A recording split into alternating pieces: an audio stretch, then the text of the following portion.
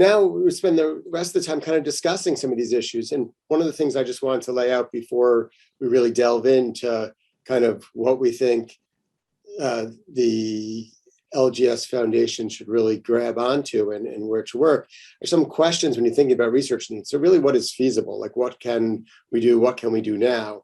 And as Yvonne just said, we shouldn't limit ourselves because there's lots of technologies out there. We should really think what is feasible is now much greater than what we used to think was feasible. So really understanding LGS in a model at the level of both those microscopic and macroscopic domains is really possible. So it's something that we really need to think about. So what do we think is feasible for the foundation to fund, and that work should be done? What is translatable? How, really, this is ultimately, we want to help these families and these patients and people sooner rather than later. So we want to think what is potentially translatable. And then cost, some of these things are very expensive. So when we think about what are the questions, do we want to think about cost or not? And Tracy can weigh in upon that. And then the last thing that Anne kind of brought up there is timeline. We want to be trying to help families sooner rather than later. So, how much of the research that the foundation should be thinking about is things with more immediate translatability versus longer term impact on the science and ultimately on people? And should they be taking both approaches, thinking about both a long-term type of work that can really ultimately improve things versus short-term shots on goal? And then one of the things to discuss are the gaps. And I think the three reviewers just kind of hit on a lot of these things, and we've been discussing this a lot. But as we have this discussion over the next hour, really, the gaps in clinical, like the full natural history of LGS, the full details about the clinical EEG and the evolution to slow spike and wave and GPFA and the persistence of it. One of the things that I have always been amazed about clinically over the years is that you see someone who has slow spike and wave, and then you get an EEG 6 months later and it's not there. And, so what does that mean? What does that tell us? And how often does that happen? What percentage of people, once they develop slow spike and wave, they always have it? What percentage of people it comes and goes? What percentage of people it's a temporally defined developmental phenomena that occurs at a certain age and then goes away? And those are the type of things that I don't think we have the data for. I think there's bits and pieces of it out there, but really not, data hasn't been collected in a uniform way that can really inform us. And, using some of the methodologies that Zach Grinspan brought up of, really digging into the EMR and trying to pull some of these things out across hundreds of patients might be what is needed. The basic science gaps, which models, best ways to model it, things we've already talked a lot about today. And then translationally, I think Anne just summarized that really nicely. So what are these gaps when we're talking about the research? And then, Anne just mentioned a whole bunch of these, so I can probably just skip this slide because I think, she must have been reading my mind, or this is what happens when you do residency together. But, clinical research ideas, this natural history, stages of timing of progression, outcome measures, LGS specific, or should we be thinking more broadly for the DEEs, because these are types of things that are going to have to be done potentially across disorders, as Ann Bird was talking about yesterday.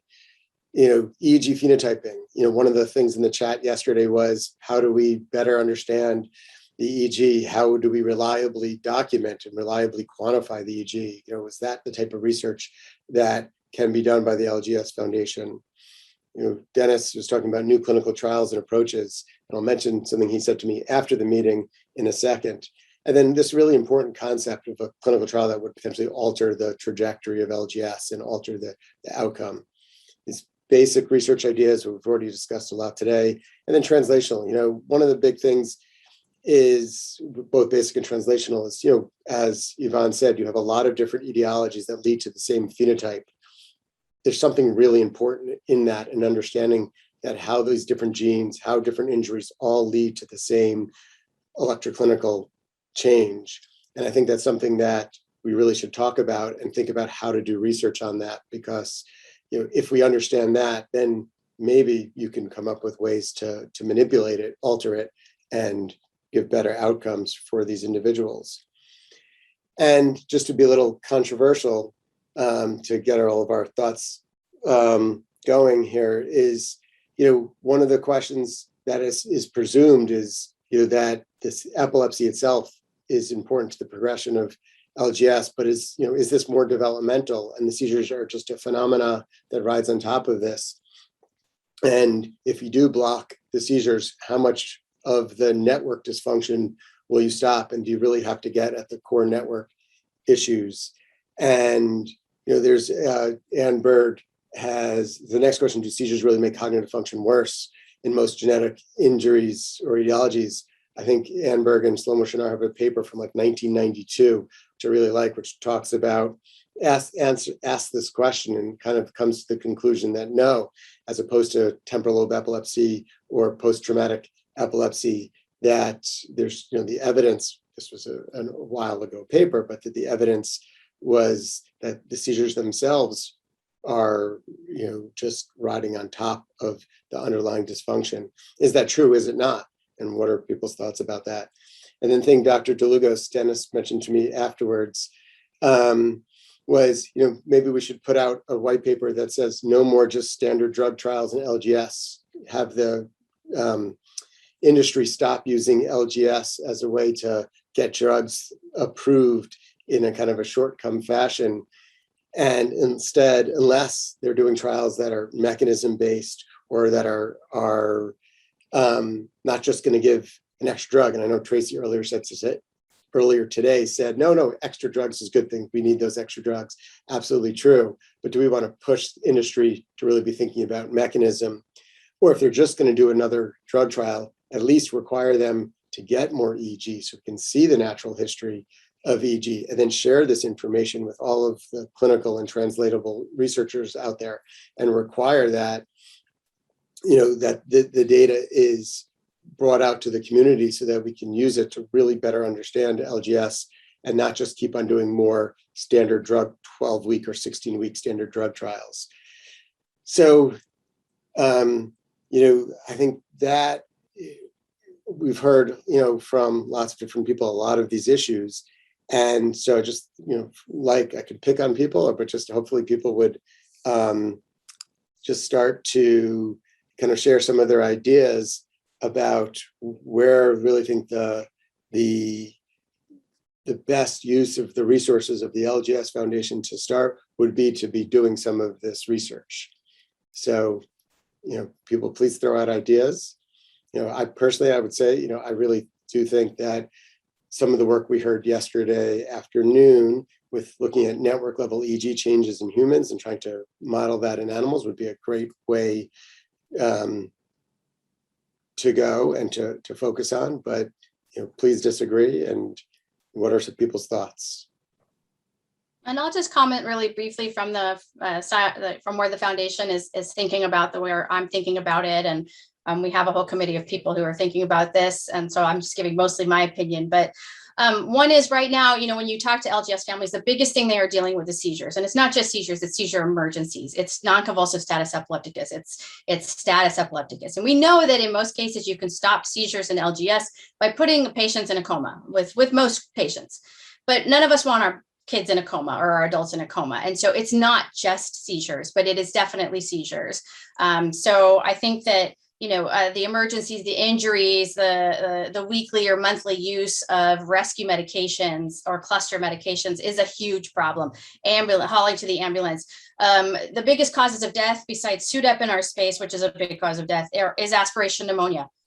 From aspirating during a seizure. And so I think that this crisis that we're living in, we know there's not anything right now on the market that really seems to be able to prevent that or stop that. Patients will go into maybe remission on certain drugs, but overall, I think if we did a comparative effectiveness study, we would be able to do better, but we're not going to necessarily get there. And that's why pivoting the science to start thinking about the mechanisms of LGS is important. We know from placebo-controlled trials that not changing things for too long in epilepsy can be a bad thing and lead to increased risk of SUDEP. So we don't want to stop being able to offer new things to LGS families and patients. And we don't want anyone to abandon us and say, hey, you know, we're sorry, your seizures really suck and you're having, you know, I was talking to one company that was like, they can't be having 5,000 seizures a month. I'm like, they're having 5,000 seizures a month. They're tell us what to count, but we're counting that's how many. And so I love that there's still therapies, you know, being made, but I hope we're getting more smarter about it, I suppose, as time goes on. I don't think you need to think about cost, you know, when you're thinking about this question. I think that we want to know what's important, what's feasible, what's translatable, what we can do in a time frame. But I think cost is, you know, we can break off chunks of things and get them started. So there's just a few thoughts that I had about what was said so far, and where we're at in assessing where, you know, I think absolutely listening to patients and what is important to them. And when we've asked them in our surveys, it's like seizures and seizure emergencies. And after that, it's the developmental delay, it's communications. And after that, it's the behavior. You know, one thing that didn't really come up, I think Elaine touched on this a little bit, is that a lot of our families go in, our kids, as they grow older, go into rage behaviors. And I don't know if these rages are seizures. I don't know if these rages are psychotic breaks. I don't know what these rages are, but this is not like, oh, you know, go be on a timeout, Timmy, because you're being naughty. This is like parents are getting their butts kicked by their adult children with LGS. So, you know, so looking at that sort of piece of it, and I don't think the answer is just put them on psychotic drugs, right? Here, we're going to give you sleep drugs, GI drugs. We're going to give you things, you know, behavioral drugs, and we're going to give you seizure drugs. And we're going to still expect you to function in the world. I don't think that's the answer. So looking mechanistically seems like a good step. So I'll stop there and let you guys have it out. I'm excited. Thank you, Tracy. Just a couple of comments coming in here. Brenda raising the point, I think, which was also raised yesterday, that FICOMPA failed to reach its enrollment target. So people are going to think really critically about this. And that's an important point, right? You know, if there are multiple drugs going to trial at the same time, they're going to be competing for each other. And I think FICOMPA was in the tail end potentially of the CBD trials, which is going to make it hard to enroll. And, you know, there's a lot of different potential drugs out there. So that's an important thing to think about for companies, and for what, as a community, the LGS community wants to be involved in terms of trials. Do they want to just, you know, where they want to focus to, because otherwise it will become difficult. And then Conrad here, Conrad, do you want to say this yourself?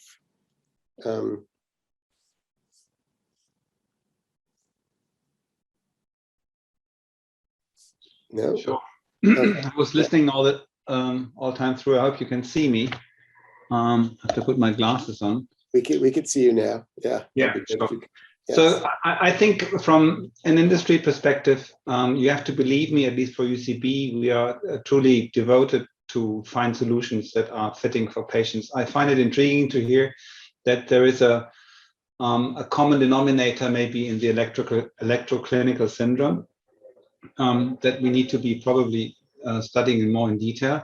I think what's equally important, whatever beautiful science you have in the background of what you do, you need to be also having, if you want to be disease modifying, having endpoints that are validated beyond the usual serial endpoints. And that takes a long time and quite some work and some insistence to get to this point. So I think I really would like to urge the foundation to work on this piece, because that's something that we really struggle to do once we have. So we can work on the target identification, on developing something which is really highly specific to certain disease basis. But we are struggling then, if you bring it, the science piece and the target piece, to the preclinical and then clinical level, we are often very much sort of limited by the endpoint and the clinical trial part in this. So we really would need your help in this to be able to also have the data and the natural history data on on the evolution of those endpoints, so that we can use them to prove the point in clinical trials. I agree with you entirely that it doesn't make sense to throw out drugs that are just anticonvulsive, and have some, if they are stronger in anticonvulsive efficacy, have some, sort of benefit on some aspect of cognition, but that are not they're not groundbreaking and are not really making a huge progress. So we really need a solution that is, we need your help here as a community. We have to work together in this to bring up those endpoints that we can convince the FDA of, that they're acceptable in terms of disease modification. That's really my call for the community, basically. And I'm a epileptologist working for UCB. Worked in the clinic for 30 years, and before joining UCB about 10 years ago. So just to let you know. Thank you. Anup, go ahead. See your hand raised there. Yeah, there's a lot of good discussion, and I guess I'm fairly biased in this regard. First thing I guess I want to say before that is it's really been great to hear all these presentations, and all the work that's being done was really fascinating. It really answered a lot of my questions on some of the issues as it relates to zebrafish versus organoids. So that was really helpful. And how can that be a platform for understanding? But, as a clinical researcher and a QI guy and an outcomes person, I think that there's opportunities that we kind of touched on yesterday that I'd like to bring up.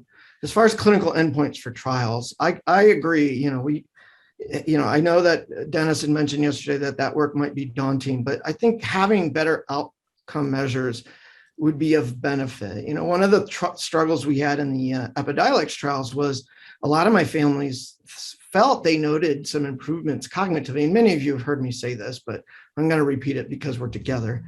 But they couldn't see that on the measure scales that were being implemented because they were more age specific. They weren't, they couldn't see the subtle changes. So we missed that potential opportunity. So I think that is an area that I tend to be passionate and focused about. And I'm not pretending it's easy. Secondly, I think just understanding that trajectory and what can we do together?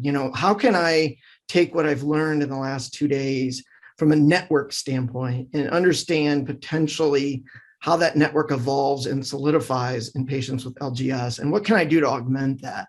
So how can I tie in a lot of this great preclinical and then also other basic science work into my clinical atmosphere? I think there's potential opportunity, and I got to tease that out a little bit more. And again, how do we augment that? And then third and lastly, and a little, again, totally biased, I recognize that. We're all probably coming at this from our own lenses because that's where our passions have ended up. But using existing data to answer a lot of these questions. I mean, we are sitting on a data gold mine, right? With the learning healthcare systems, both ours and the epilepsy foundations. And what can we do to leverage that data? And I look to our colleagues and our partners in pharma and in technology and in devices, because, those don't take robust clinical trials to answer questions. They just take investments at a lot smaller of a scale. So those would be some thoughts I'd like to just throw out there and have people kind of riff on. I mean, I've always thought, thanks for your comments, Conrad, and for you as well. And I've always thought that PERC had a beautiful foundation. I look at one of the things that has made TS and the TS Alliance so effective is this database that they have, right? Where they're prospectively collecting information, and Kari and Steve Roberts can go in and they can say, this is what we're seeing during COVID. We're seeing a reduction in epilepsy surgeries in our population. We're seeing now that that's going back up the second year in COVID. Like, they can get that data in real time. Everyone has our data in LGS except us. Right. And they're not making it free. So I always thought PERC could be a platform for that. We're certainly in conversations with companies like Citizen or with All Stripes or with Nord or even with the Rare Disease Cure Accelerator Program. Oh, we'll get your data for you and we'll share it and we'll make it available. And we can, in some cases, we pay for these and some we don't. But it really looks to me like the model that TS has is already working. It's clinical centers where the IRB is somehow read in the foundation as well, so they have access. It's the database has been set up so that it can be queried in an easy manner by people that are involved. They're prospectively over time collecting information. The foundation itself, TS Alliance, pays for some part of that. I mean, to me, building on top of that would be great. And then, I think looking at the data we already have, sometimes it's not always that deep, right? So if you try to collect EHR data, we still have issues with that. But I think that there is something we can do there to think about moving that forward. I did ask Anne to comment because, Anne has been working on this for like 15 years probably. And I've been working with you at least for 10 on secondary endpoints, on other outcomes in the DEEs. And so I'd love to hear how much of what you're doing with SCN2A, which I think is moving forward faster than we are in LGS specifically, but you're working on so many different things with the ability study. How much of that is applicable to what's happening in LGS? Because as these scales move forward in other diseases, we can adapt them and co-opt them, especially if it's something that's already been used in a trial and the FDA has approved a drug based on it in some other disease state. That makes our jobs even easier that way. So Anne, I would love for you to comment on that. Yeah, sure. And then I also want to comment on the data availability. Secondly, I think a lot of what we're doing, the measures that we're using are directed at a level that is very comparable to, can you hear me okay? Can you speak up just a little bit louder? You're very quiet. Yeah, my Thanks, Anne. doesn't work very well.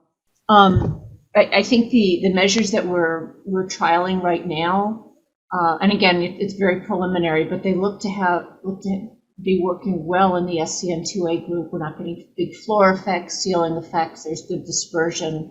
There's work to be done still, but it's all looks good.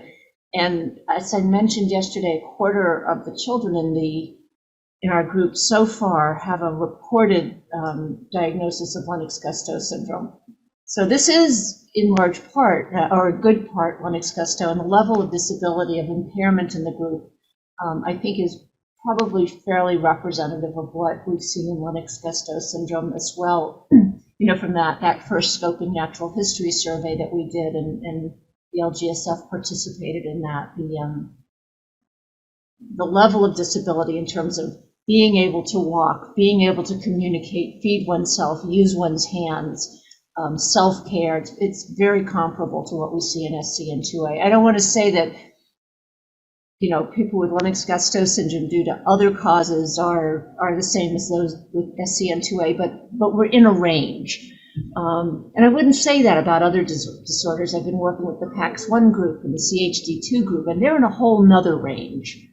They're all impaired, but it's a very different range of impairment. I think with SCN2A and Lennox-Gastaut we're in the range. I wanted to mention about the data sharing. This is something that Leah Schust-Meyer at SCN2A Families has really been emphasizing, and it's hard. You do have to do some pre-planning and work with your IRBs, but there are ways to ensure that data can be shared with other investigators. And we have an agreement now with Simon so that people who are in our study can say, yes, you may share your data with Simon so that they can link my data that are with you with my data that are with them. And there are mechanisms of doing it. We're starting to explore that. It's not impossible. And what I found out is that the IRBs will allow a lot. It's just that it has to be stated up front, and people have to know and they have to agree. One other thing I want to mention is the colleague I've been working with in Dublin, Jerry Nesbitt, who is the founder and CEO of Clearings, which is the data collection platform that I use, has developed a mechanism that will give individuals, the parents or the study subjects themselves, power over their data with basically a secret password, and it's so highly encrypted like Bitcoin hackers couldn't get into it. He's into that.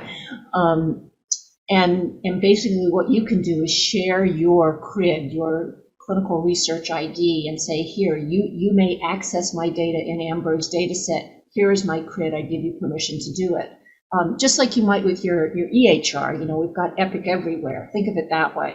Where if I tell my physician, you may access my record at this other hospital, here's the access to it, my physician can do that. So these are just some things that are coming down the line. Terry Jo Bichelle at Combined Brain is working with Jerry on that, and there's some real movement. And I think that's going to be really important because that will liberalize the data. It will give people access to their own data, and it will allow them to take their data from one data set and share it with another investigator. Thank you. That's, a super important thing is the data sharing part of this that needs to be worked out and improved. And I put in the comment there, the NIH has a request for information about changes to the IRB language for data sharing that's due at the end of the month. So if anyone, you can read it. I'll see if I can find the link, but it's something that, it's IRB language that they're asking to adopt.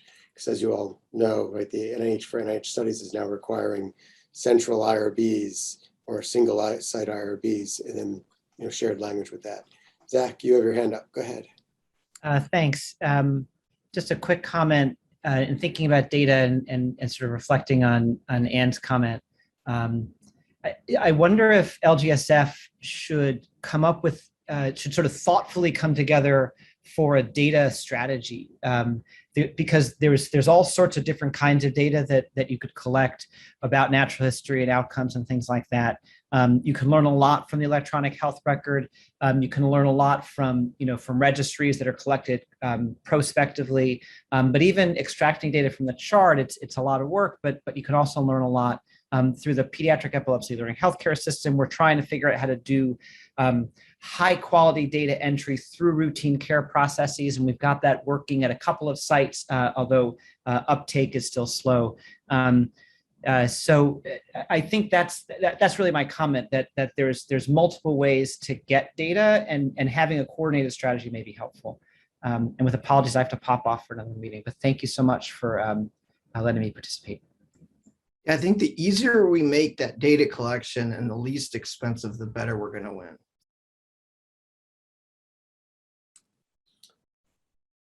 Absolutely. I think that's true. And I think, Tracy, your comment about the TSC and having a way to collect data, Elaine Worrell sent a comment to me, but I'll say that, patients who really fluctuate, they have terrible seizures, then, periods where without changing their medications, their seizures seem to get better. I have the same thing. So what's going on there? I think the first step in understanding that is knowing how often this happens, what percentage of patients this happens, and this all goes back to kind of natural history data collection. Though, to be a little provocative, one of the issues is, and Berg just said, SCN2A is doing this. So you have this splitting, and CDKL5 is doing this, and PAX1 is doing this. And so, LGS sits over those, as we were just talking about, all the different etiologies.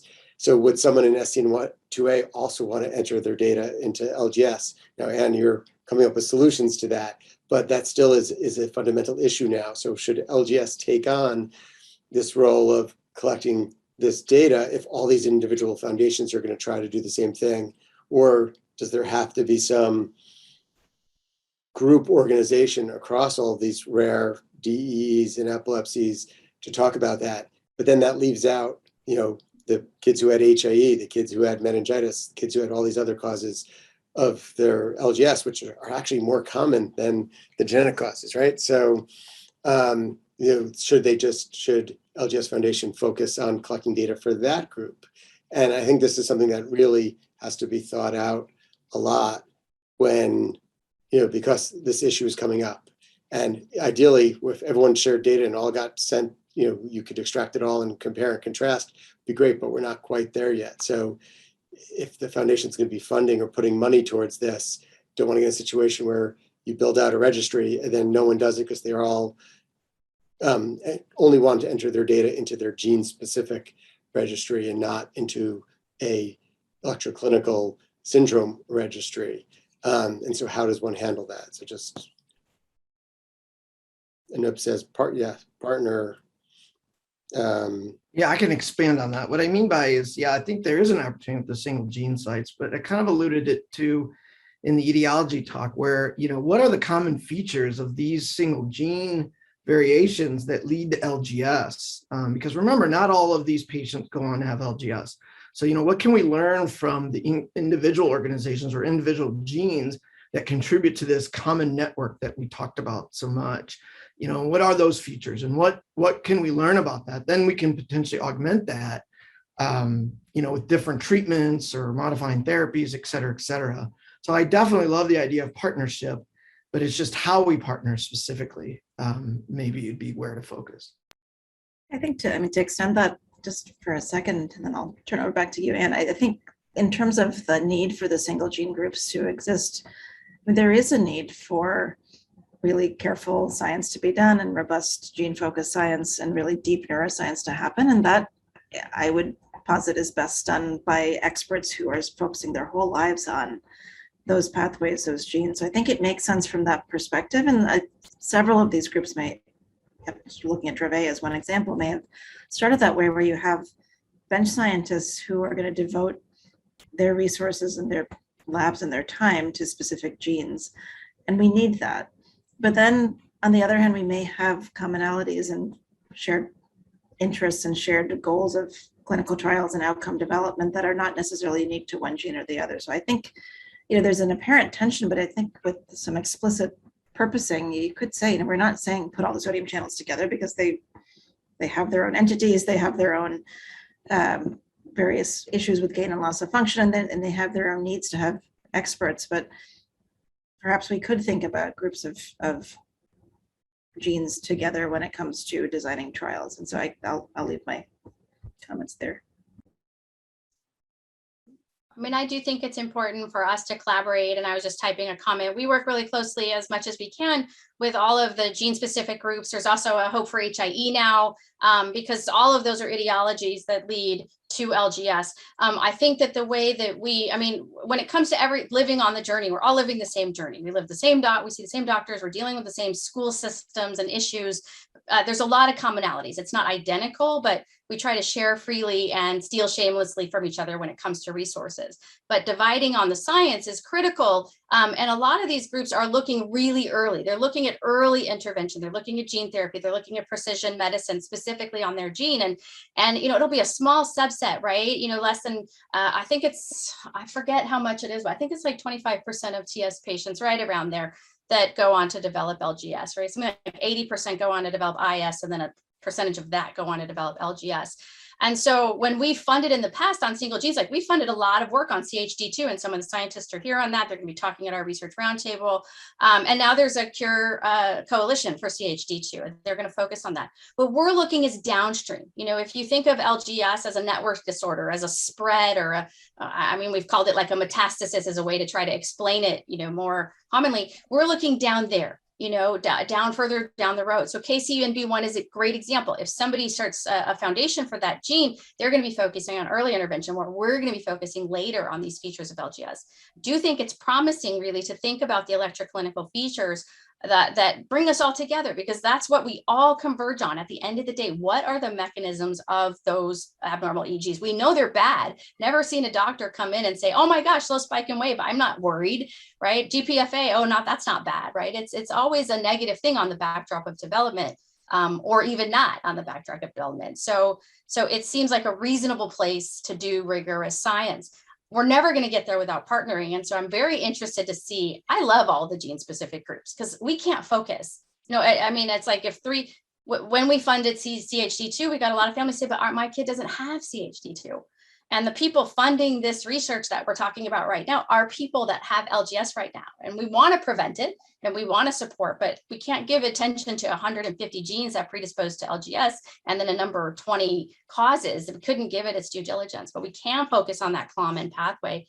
But if SCN1A beats us to the finish line with a really great tool, if CDKL5 has something that could be useful, we want to also learn from them, our partners who are taking it forward. So I think it's going to take all of us. It's just a matter of where to concentrate our efforts. So. Yeah, I think, but one of the things you just said there, if CDKL5 or SCN2A beats you to the finish line, I think to somehow avoid that race to the finish line, like to collaborate early, to not reduplicate efforts, since money and cost does come into play, right? And then you don't have unlimited pocketbook to fund everything. So trying to figure out how to collaborate early on some of these issues. And then the concept of, let's say magically viral transduction to every cell is possible and specific in a mature brain, and you can fix all the genetic etiologies with early testing and fix them early. There'll still be a lot of people with LGS, right? So how do we help those people? And that goes to your network and level changes. But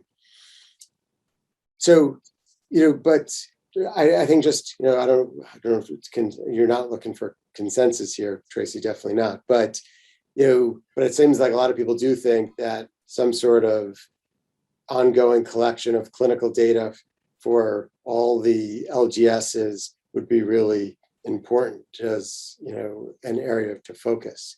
People generally agree with that? I have a concern about that because there are a lot of different kinds of data out there, and just collecting data and not knowing what you're going to do with it, you end up with a garbage can full of papers, electronic papers or otherwise. So I hesitate, and I've seen other groups do that. Simons, just went out and collected a whole bunch of data, and Tracy, I got those data for LGSF, and they weren't super helpful for you, I think. But I do have your Vinelands. I could look at those. And I did get them from the Vinelands from Simons, and we analyzed those for the SCN2A cohort, and that was extremely helpful to show how unhelpful the Vineland was for SCN2A. So maybe that's the next. Those papers are just sitting. That's just sitting on my hard drive right now.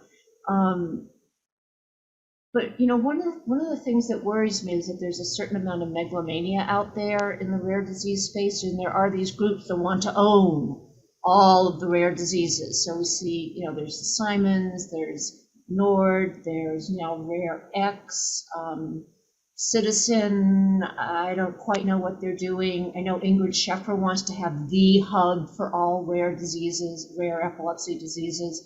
There's just something missing there, and I don't know how to fix it. There's a lot of psychopathology to run into. And then there's also a lot of infighting among the individual groups.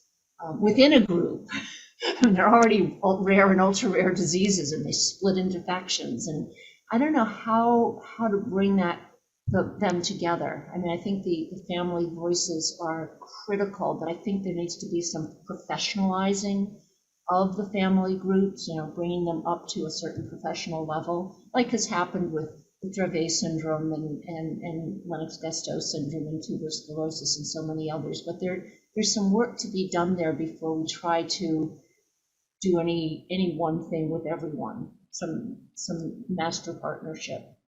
So I would just warn on that, because it is really complicated. Yeah, I mean, I've been in this space. I mean, for as long as there's been advocacy organizations, arguing with each other about this and that and the other thing. I think that we're just here to try to, help anybody. It's going to take all of us. This is such a big problem. And so if one group, I mean, to take your point, Eric, not racing to the finish line, there's no finish line. It's like, listen, if we can support this effort, it's great. If we can't support this effort, we understand it. So Anne asked a question about our single dream trials, looking at how many patients have LGS in their trial. They're really not. I think we haven't figured out how to coordinate quite on that level. But anything that we would do to collect data on those with LGS would be collecting information for all the etiologies, and we're happy to share that freely. I think a lot of adults are still struggling even to get gene testing. I think a lot in our community are still struggling to figure out what is their cause.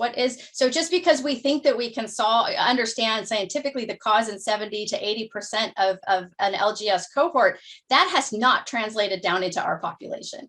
When we ask them how many actually know what the cause of the seizures were that led to LGS, it's down in the 30 to 40% level. So we have education to do there as well.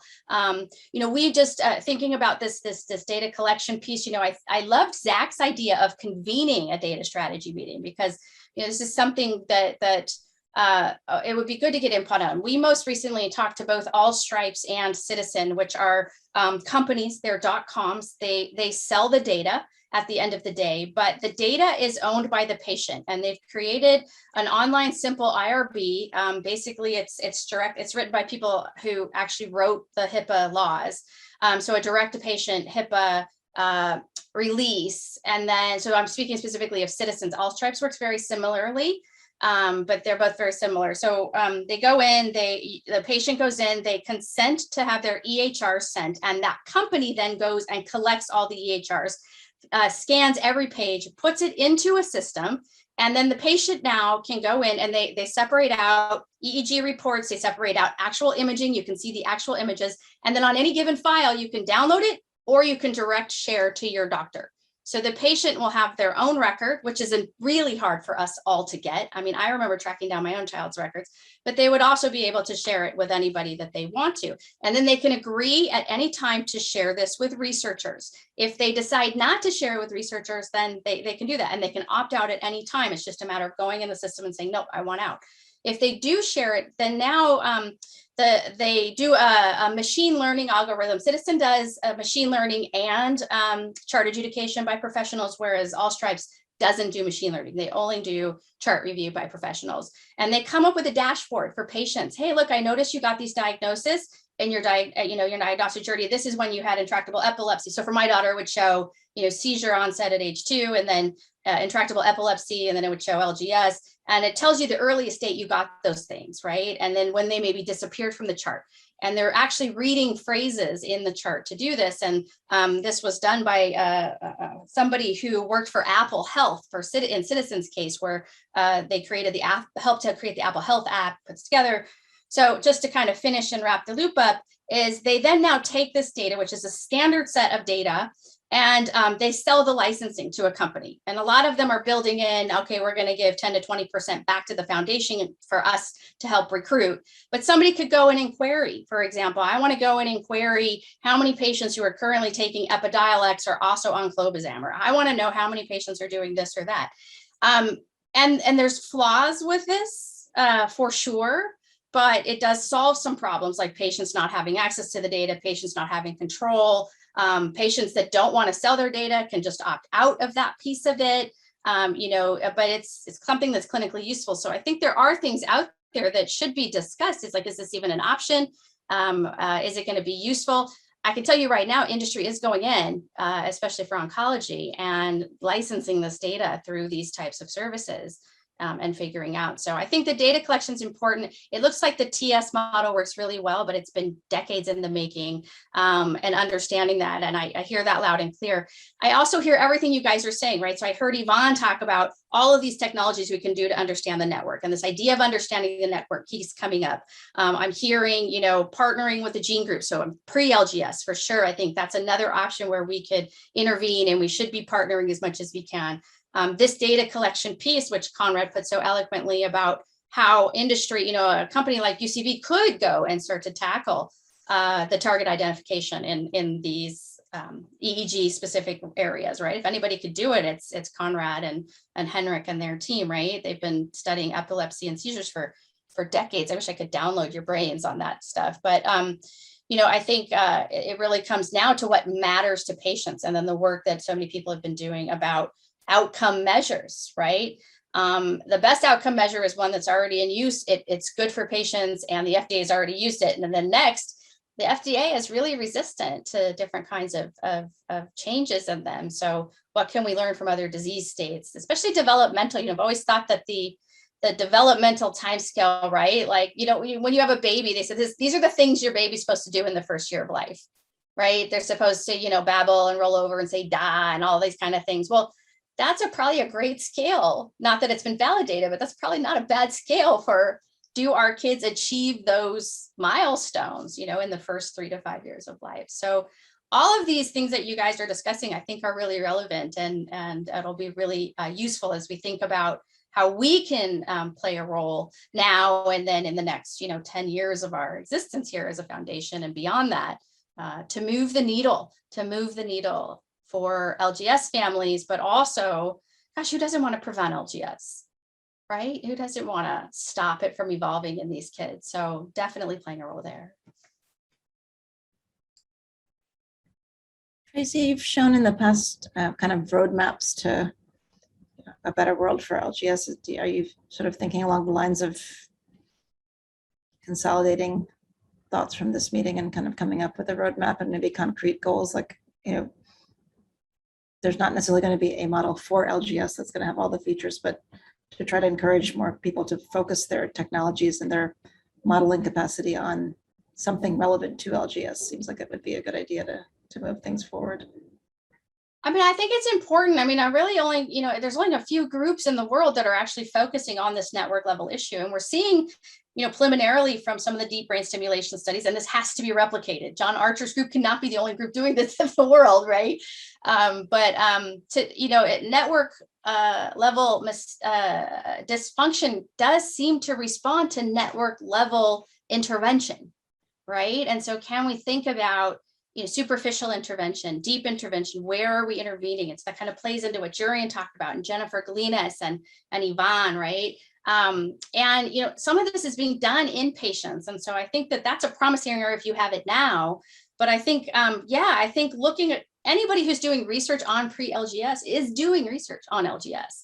And I think writing that up and sort of clarifying how we at the foundation, want to partner, but also we want to focus first on this one, I think network level dysfunction seems to be a promising area to me. And obviously I'm not the only person on the committee, but also this concept of collecting patient data and also this concept of outcomes, all things we've been working on for years, but not in a concrete area. But how can we kind of bring that to the field and how can we work together? So I think writing it up is a great idea. I think that figuring out how we can work together and not apart, how we can support each other. We don't want to compete with any of the groups that are out there. We don't have time. I think since we started, I don't know how many kids and adults we've buried since I started as the executive director in December. I'm tired of burying LGS kids and adults. And so how can we, move the needle forward? And it's often not about credit for us. It's just about our passion to make it better. Leave it better than we found it because we've been devastated by it. So I love that this conversation. I love you guys all have all these great ideas. I'd love to hear if there are any others because all of those are fantastic ideas. And I think writing this up is very important piece to just sort of outline all the areas where somebody could plug in and you're doing DEE research, but it does impact LGS as well, which we're grateful for. And one unique piece we can carve out, or three unique pieces in this case are, what's the clinical information on LGS, what's going on at the network level, and can we intervene there, advance the science or push forward whatever stimulations happening in patients.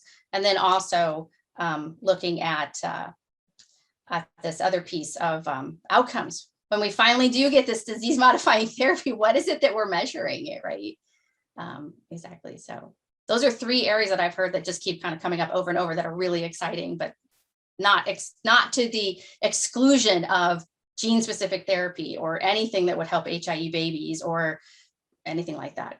So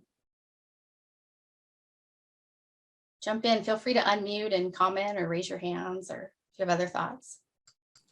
Yes, please, everyone. John, you just commented on, drugs can also cause network modulation. And so how do we study that then, right? How would you study how pharmacological effects on the network, if it's not counting seizures, or what outcome measure, John, would you think of for studying network modulation? Is it all fMRI like you showed yesterday, or what quantitative EEG, or what would you use to study effects on network modulation? And could it be done in multiple places? And who has the abilities to do these things? Yeah, it's somewhat of a speculative comment, obviously, but by comparison, in GGE, Epilum works for all sorts of GGEs, almost independent of what the underlying gene disorder is. So, even in GGE, the drugs that are working are probably acting via a common mechanism. not directly related to the specific cause. So yeah, again, I as I said, I think it's somewhat speculative comment, but it's not inconceivable that drug trials targeting LGS could do some sort of functional imaging and look at fMRI connectivity pre and post, or you could request, if you're partnering as an organisation, you might request that that's part of the trial. And then, of course, that allows you to look at cognitive outcomes or cognitive testing along the pathway of the drug trial and see if that also alters and how that correlates with any changes in network behaviour. So, I mean, I'm just throwing ideas into the mix, but certainly I think if drug companies are wanting to do tests, you could not unreasonably ask for some of those things to be included, and then might provide useful data. Yeah, that's a great point, John. I know we've been working closely with a lot of the companies to try to have these exact conversations, and so I'm glad. I don't know. This meeting is so weird because I'm used to going to meetings and saying things like this, and people just saying this is a dumb idea, or that's not the lowest hanging fruit, or this is not what we're going to do. And you guys all seem to be agreeing and coming back up. And I don't know if that's just because, our foundation's hosting this meeting, or these seem like legit good ideas. You guys wouldn't just be getting behind them if they were bad science. But I'm not used to going to a meeting where people agree. I'm used to being like, and you guys are all, no, it's really great. I think these are all really important areas for us to focus in on. And we do try to work as much with our companies as we can that are in this space, to let them know what really matters to patients, and to design trials that won't be too burdensome. To patient input across the way of every aspect of science can save time and money, right? And so it's just a matter of integrating the patient voice at the right place and the right time, and making sure that the conversation is being had in the appropriate language, because science and medicine don't even speak the same language, let alone patient, and we have to learn science and medical talk. So.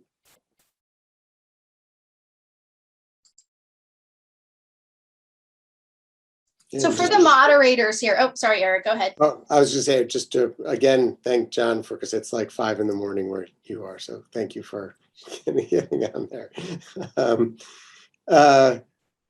And I was just going to say, I don't know, Tracy, if you wanted to start to have a little more discussion about the basic science, piece, or go ahead and you say for the. Oops, sorry. I was just going to say, okay, so we've talked a lot about gathering data clinically, right? We've talked a lot about endpoints and what they look like in trials. We've talked, specifically about how we can look at the pre-LGS, which is just, it doesn't even encompass everything that's going on there and all the amazing work that's going on, but it's a kind of a good way to group it at the moment, versus LGS and in drug development. But how do we attack this network level dysfunction? I mean, clinically, I think there is work going on. There's this deep brain stimulation work. There's the work, from Dr. Archer's lab. I think that there's other studies that have been done to look at neuromodulation. But what about from the basic side? Like where do you even start? Is it with Jennifer Carney's mouse? Is it with trying to work with UCB to convince them to get their army of incredibly brilliant scientists? Not that we could have any influence on this, but we could try to start thinking about the mechanisms of slow spike and wave or GPFA. I mean, look, where do we even begin with that? As we try to unlock the network mechanisms of LGS, if we are going to become the network dysfunction specialist in the developmental epilepsies, which distinguishes us from the ideology specific organizations. And I just say that because listen, like if we just want to redefine, I always tell this to Elaine Worrell, if we just want to redefine LGS tomorrow and make it go away by redefining it, then, and LGS Foundation goes away, we'll just walk over to there, to wherever they rename it as, and say, oh, we cured LGS and now we're working on this other thing called, spike wave GPFA epilepsy, right? But, we want to, I think, we're not here for any ego related reasons or anything. It's like whatever we can do to serve this community and to serve the broader epilepsy community. We're here for. It's not about the foundation. It's about the work and helping patients. And I think that's important to say at least once or twice. So how do we attack the network? I mean, what are your ideas? Where do we even start? I mean, is it just brain stimulation trials in the States? I mean, everybody's on pins and needles for your paper, John. It's like, when will it get published, right? Because we have patients and families flocking to DBS. It is not FDA approved for LGS. It's FDA approved in the States and you can get it off label, but our families are excited about it.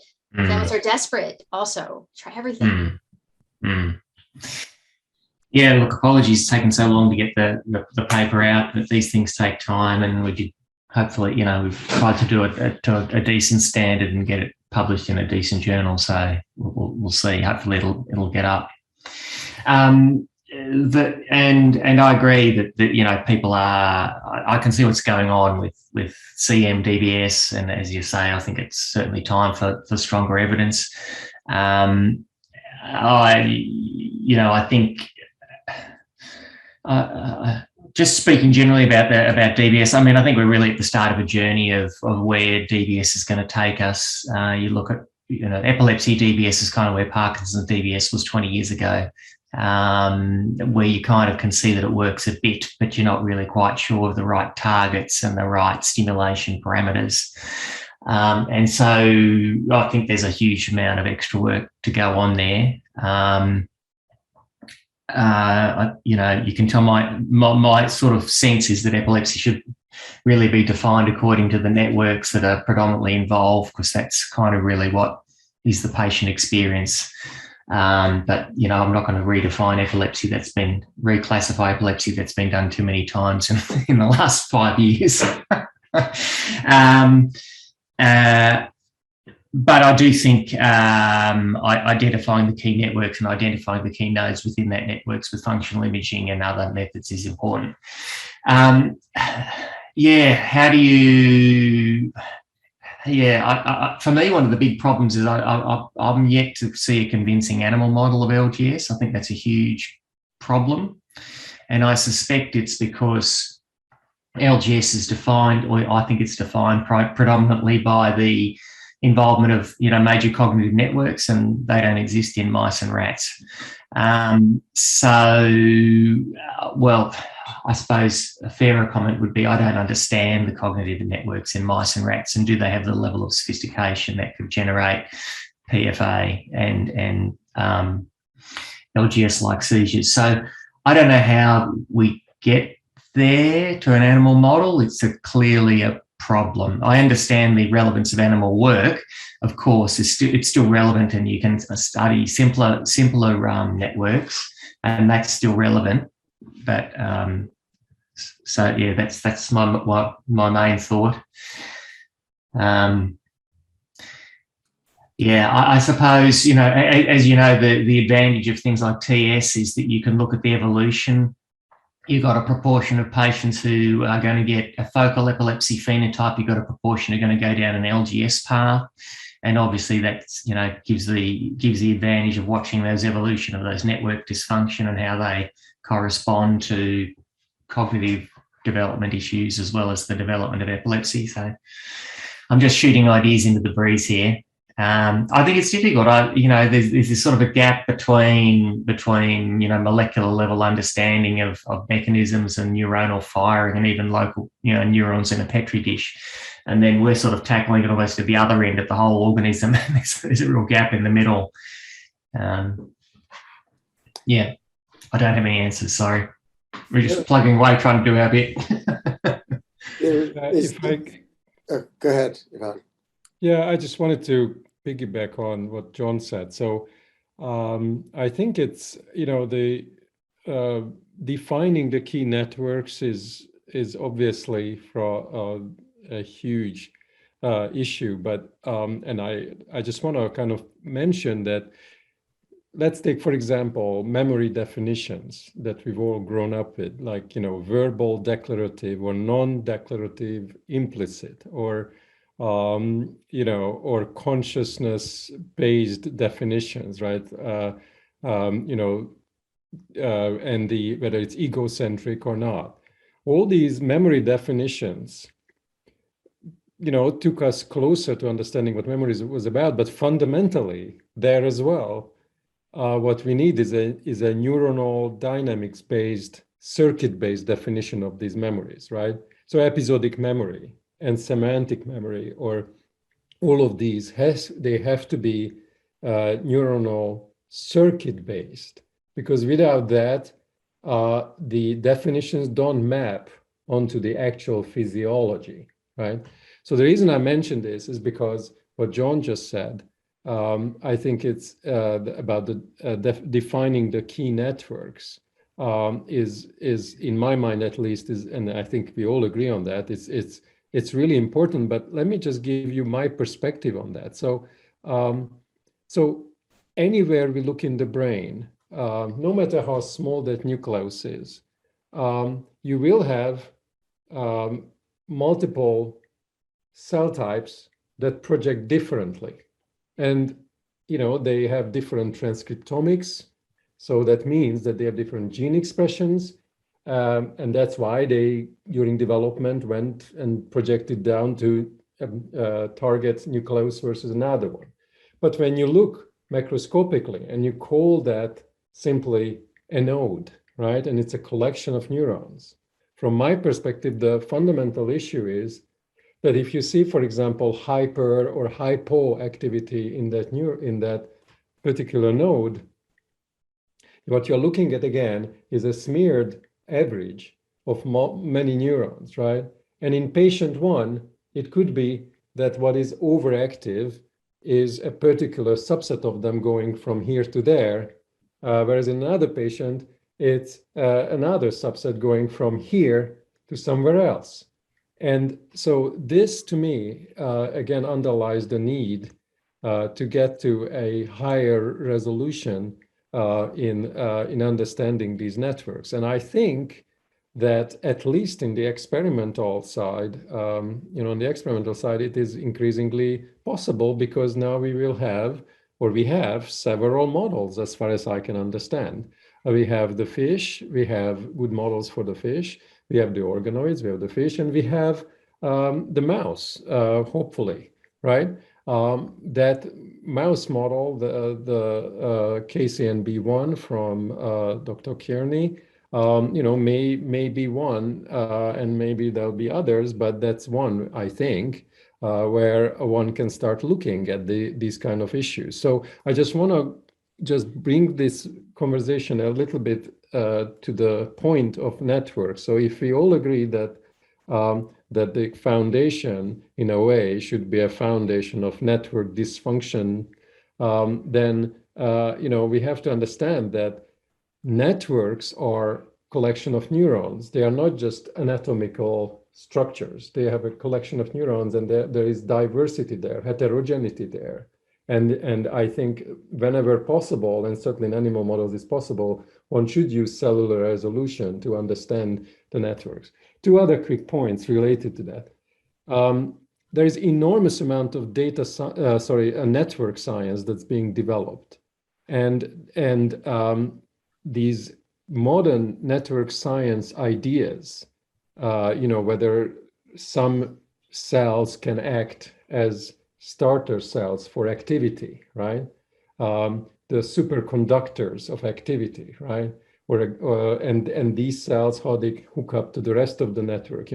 There are theories about this that are practical, developed by computer scientists, where they were just trying to understand network in general. And we heard that some of these are being used, for example, to interpret fMRI data, right? Where people look at things like, the path length between nodes and the clustering coefficient and things like that. But there are more advanced and really interesting ideas out there about modern network science that were developed for understanding in general networks. And I think that application of the cutting edge network science to cellular level resolution recordings of LGS models, whether it's fish or mouse, I think it's possible today. I think that in general, at least from my mind, should be one way that the foundation maybe should consider going. And I just stop there. Thank you. I think the networks can be considered in a macro scale and in a sort of medium scale and in a micro scale, and they've all got relevance, as you say, and you can look at it at different scales. The stuff we're doing is obviously very much at a macro scale, but as you say, underneath that, there's obviously more localized dysfunction within neuronal pools and networks. Yeah, and Anoop raises the question, which kind of gets to what you were just saying, John, of targets for stimulation. It might work even if you don't know what those underlying cellular dynamics are. You can still modulate that output without knowing what the underlying cellular dynamics how they work. But I think on your point would be, if you do understand that, you'd be able to manipulate that better to get even a better outcome ultimately. Yeah, so I think there's a in-between stage. It doesn't mean Ivan, you're not suggesting you don't do neurostimulation now. Of course not. Understand it, but it's. And I just want to say that there is every reason to believe that even with, let's call them macroscopic stimulation techniques, right? So when you're not just individually stimulating one genetically defined subpopulation, right, which you can do, but even with macroscopic stimulation techniques, it's possible by carefully adjusting the stimulation parameters and actually studying it, to make it, prefer the stimulation of one cell type versus the other. So, for example, there are advances on this, for example, with ultrasound, right? That actually ultrasound stimulation can be, at least to some degree, cell type specific. And the two of them, I absolutely think that the neurostimulation, even if it's macroscopic, can be adjusted so that it preferentially targets one or the other cell type. But it requires careful study, of course, and looking at it. Yeah. And I was going to say, even point that, right, Alice, the iPSC model, the fish model, right, you can understand aspects of the network on each of those models, Jennifer's mouse or whatever other mouse is out there. It raises the question, though, should there be thinking about development of a model of a organism that has some of these executive function networks, cognitive networks in place, to study epilepsy as a whole, but LGS in specific. So whether it's a mini pig or a marmoset or something, what does anyone think that should be the direction to go? Now, of course, it's super expensive and at its infancy, but is that the direction that people should think research should happen on?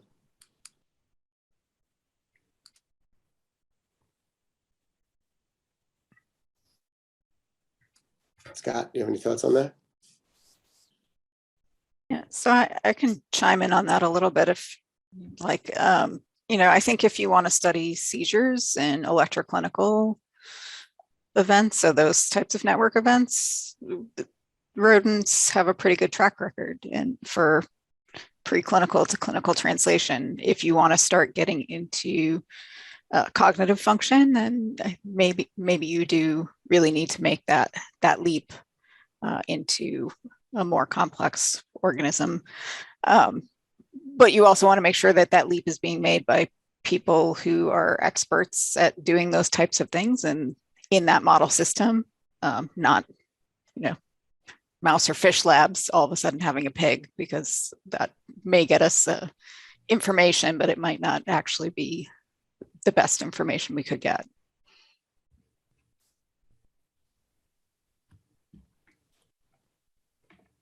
Yeah, I would agree with that. Any other comments about models and network?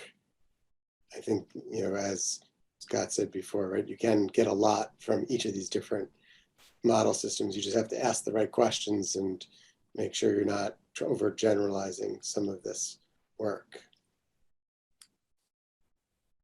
How do we find out what is being done, and other disorders? Like, we're so siloed in epilepsy, right? How do we find out what's going on in other disorders that can help us, right? I mean, somebody's got to be studying network level dysfunction in like narcolepsy or some other disorder.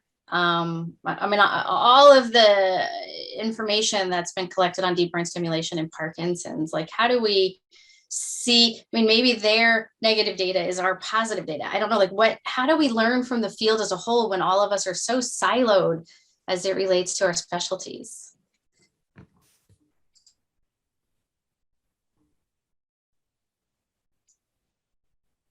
Yeah, that was my answer too. So it's hard. It's hard to learn from other diseases.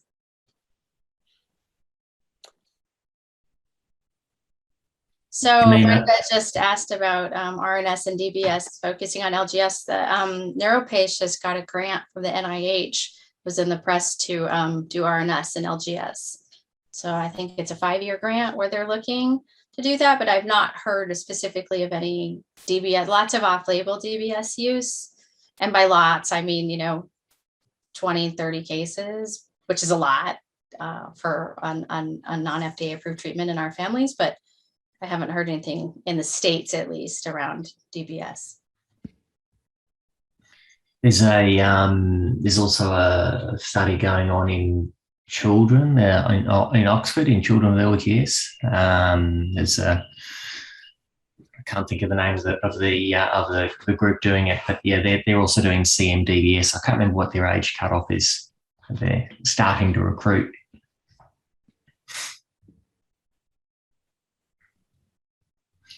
Who's working on that, John? Who's working on that trial? Do you know the PI? I'll have to. I can't remember the name off the top of my head, but I'll send you an email when I remember it.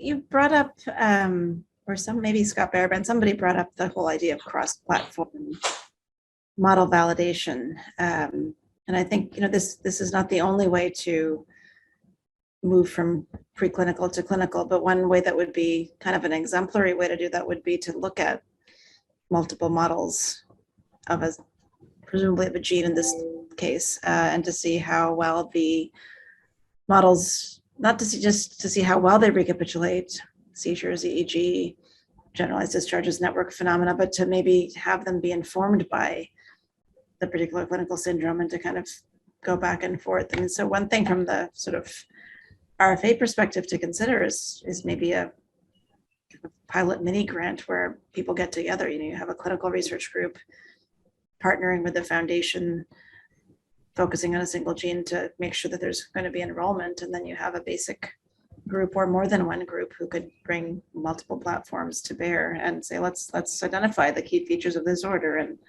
maybe a way to just have your roadmap mapped out first, but maybe one of the grants could really be a whole roadmap grant. And it's ambitious. I don't know how much funding there is, and I'm not on the board, so I could just talk out loud and you can decide if it's practical. But I think that you said, how do we get rid of the silos? Well, you just say, hey, you can't be funded unless you partner with somebody. I don't think there are a lot of groups at the ready to do that necessarily, but some of the people here who have the mice and the fish and the organoid models who are working on these already might be the ones to do it, and are obviously here because they care about LGS. So it's a thought. That's a good idea. For the TS people who are still here, I think Martina is here. I'm not sure if Jurian is still here. Are there any opportunities in the TS space to, because so many patients with LGS have, or so many patients with TS evolve also into LGS. I mean, I know it's not a huge number as you think about it across all TS patients, but they've been studying the genes as they relate for years. We've been studying them clinically. There's a PREVENT trial.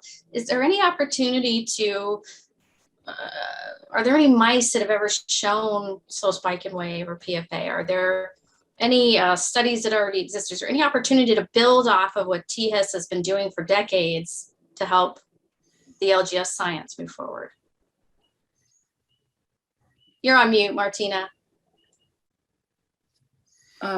During, you can chime in on this too. The best mouse model is what I think Mike Wong has developed in terms of epilepsy. But one thing that I was thinking about in this discussion is, and where kind of the alliance is going with all of this, which builds on this theme is, you know, it started with the natural history study database, and then with the funding of the several series of NIH grants that we've had. One of the things that we thought, the data is for perpetuity and doesn't belong to anyone in particular. And we thought there's is such a wealth of information that there's really an effort to have the database, and then Van Andel Institute is the tissue biorepository, which holds the genetics and all the tissues related to TS, from surgery to a skin biopsy to kidney tissue, whatever is there. And then what we're moving to do is, besides the data being in dbGaP and ENDAR at the NIH level, we're merging like the EG data and the data from the studies will all go into a central database. So it will be available for researchers to study. So I think it's kind of builds on the theme where you're trying to go with this. Granted, it's one disorder, but there's multiple clinicians and researchers doing all of this. And we felt the only way we can harness all of it and it doesn't end up being siloed is it being a central place. And even the data imaging, we're moving to the cloud. So that will be able to be correlated with the EEGs. So there's a movement that it's all in one place and it's all interconnected between the database and the data and the tissue and the genetics. So it's all together.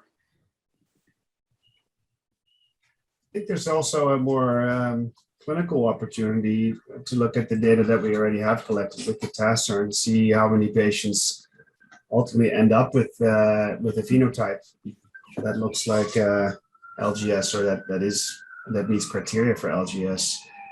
I don't think we've specifically looked at that, but it wouldn't be too hard to sift through once we have the last bit of the data harmonized, because we have about 160 children that we enrolled, and a small minority of those must have developed ultimately some LGS-like picture. So I think there is an opportunity to look at a subset, and in those patients we also have in part the evolution of their journey towards LGS. So that's a nice idea for a good grad student or something to look at.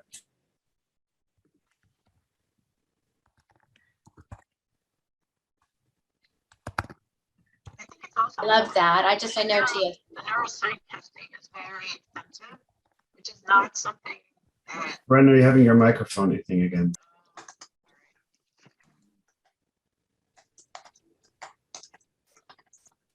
All right, I'm trying again. I really like my new headphones, but apparently they have a fatal flaw. So I was just saying that, you know, the way that the TS Alliance has worked with like Martina and Mustafa and Darcy is to really pair up with them, provide them extra funding, but not provide all the funding for the grants that they've written. And, you know, a shout out to them because they've written a lot of grants. I mean, so many times have I seen that same grant that Darcy just got and Martina got from the FDA. And I don't remember how many versions of that grant were submitted, but I feel like a lot. But the role of the TS Alliance has really been to add funding when needed. Does that make sense? Martina, you can speak to that more because you've been on the board and stuff, but that's how I think of them as being Yes. helpful. And I think the way we looked at it when we developed the Clinical Research Consortium is that Alliance has a seat at the table. So they're really the voice of the patients and they know what we're trying to do. So we're all aligned and it's really a synergistic effort. And this is where, it's not just us doing the NIH grants, it's all of this is for the patients. And then that's where the idea is when we're starting to generate all this data, we just don't want to lose it. And people need to have access it as they have new ideas. And like what Jermaine said, longitudinally, what happens to these Tasserin babies who are now about 5 or 6?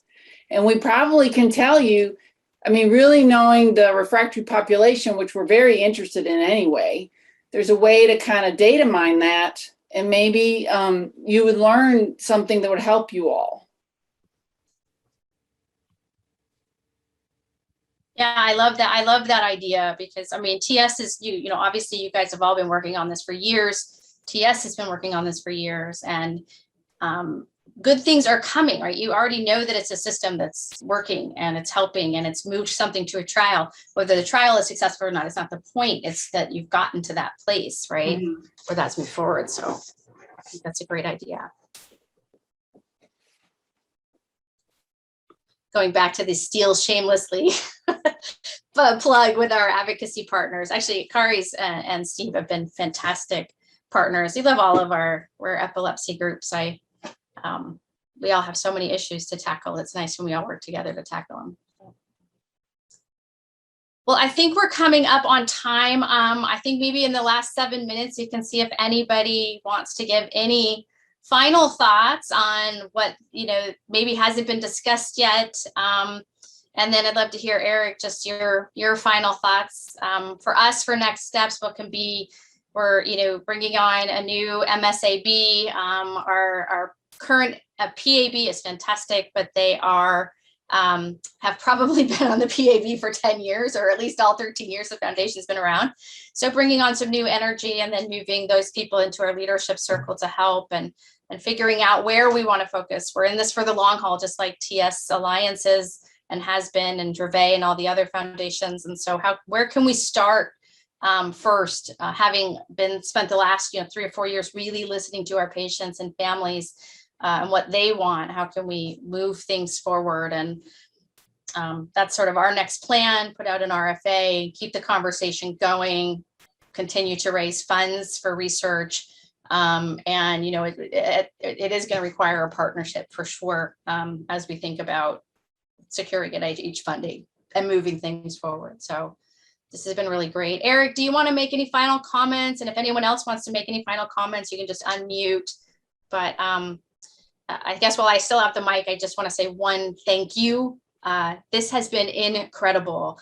I have been dreaming of a meeting like this for years, and I did not think that it could outlive my expectations, and it absolutely did. You guys are incredible. All these ideas are fantastic ideas. I wish I had billions and billions of dollars, you know, but to just pour into the space and move things forward. I'm so excited that you guys are advising us. And I think that I speak for a lot of the families who I've been hearing from all day from home, that you've given us a lot of hope. So with that, I'm going to turn it to Eric for final comments. I didn't see anyone unmute, so I guess nobody else has any pressing pieces. And just thank you guys so much from the bottom of our hearts.